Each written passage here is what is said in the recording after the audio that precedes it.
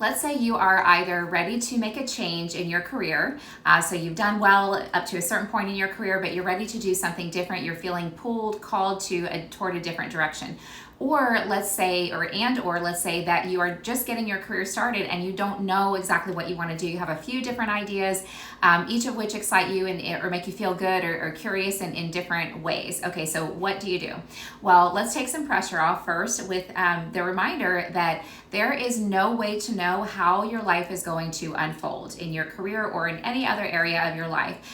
One example of that is we have no idea what's going to happen each day. And when we've got our routine, so we kind of know, but you don't know who you're going to run into when you walk outside your door. You don't know who you're going to meet and what that is going to turn into. And you have no idea the people that are going to come into your life and offer opportunities and motivate you or inspire you or teach you, people that you learn from. We have no idea. So how can this take some pressure off? It's the awareness around and the knowledge that you can't know, you can't predict what's going to happen. And with that awareness, that can help you relax a little bit into just taking that first step. Because what that means, since there is no way of knowing your full future path, there's no way of creating beforehand your full path. And so a lot of people will stop themselves from getting started because they don't know what step number 2 is going to look like. And of course, they don't know if they're going to succeed. That's the big one. That's step number 10 or 100, or we don't know. But the only way to create, I was trying to think of another word, but that's the word. You create your life and your path with each step that you take. And so let's say there's something that is meant for you. I believe that there is for each and every one of us. We're not going to discover that without getting started. So what you want to do, regardless of where you are on your path, if you are just getting started, you're getting ready to graduate college and you have some ideas, but you're not 100% sure, or you are 50, 60, 40, whatever years old, and you're feeling you've been successful in your career, but you're just feeling this pull to do something else and you're not sure if it's going to work out. There's some fear around making a change, or you're not sure how to get started. I invite you to pay attention to the emotion around your idea. Whenever you get that idea, go in that direction. Give yourself a little bit of time to explore, to immerse yourself in the activity, whatever it is. Maybe it's research, but how you can know that it is the right direction. And the right direction just means a direction. It doesn't mean that it's the end all be all.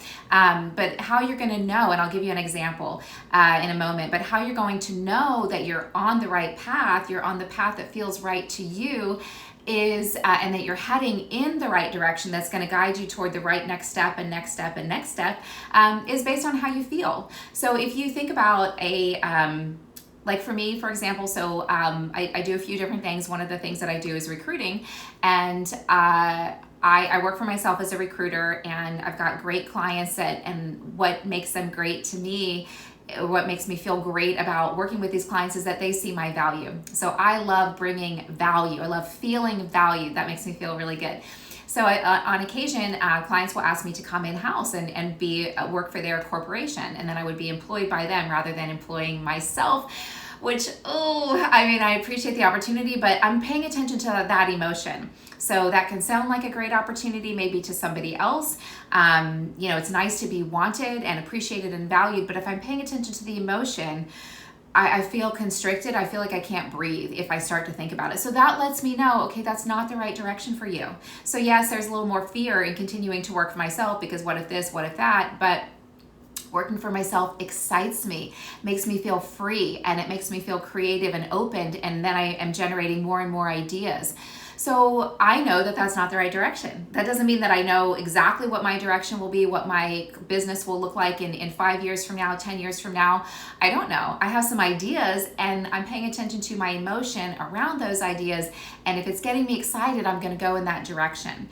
And let's say I have a goal, but I'm not feeling any energy toward that goal right now. Well, I probably don't want to go in that direction just yet. It might circle back, later. And I'll give you another quick example. When I was graduating graduating, let's see, no, I had graduated college. I was really going through my high anxiety period in my life at that time. And so as a result, I couldn't think very clearly. Like I could not listen to my emotions. I couldn't hear my heart guiding me in the right direction. I was just filled with fear and not trusting my instincts. So of course I wasn't, I was stuck, you know. But the moment that I cleared my mind and let myself just listen to my instinct, which told me, you want to write. You know, if you could do anything, you would be a writer. And I'll be honest, I'm still not at this point in my life. I'm not supporting myself through my writing. But I'll likely be able to at some point, but that's not going to be my only thing. There are just too many things that I have an interest in that are all related. But when I got clear with myself that that is important to me, that is what I want, that is what feels right to me, that was my direction. And then that gave me my first step to research this website for a local magazine. And that actually led me to a sales job, which was not what I wanted to do, but it pointed me in that direction and it felt right. And I got excited about it. And then I started a sales career. And then from sales, I transitioned to medical sales. And then from medical sales, I transitioned to medical sales recruiting. And then I transitioned to working for myself. And then I wrote my first book on recruiting. I never, ever, ever could have predicted that. But once I cleared my mind and I listened to what it was I wanted to write, and I was writing already, but I wanted to write, you know, for a living. Maybe that felt like the direction, and the emotion around that felt good. And so I went in that direction. And the direction, the first step so your direction is going to point you, you know, we have our direction before we take a step.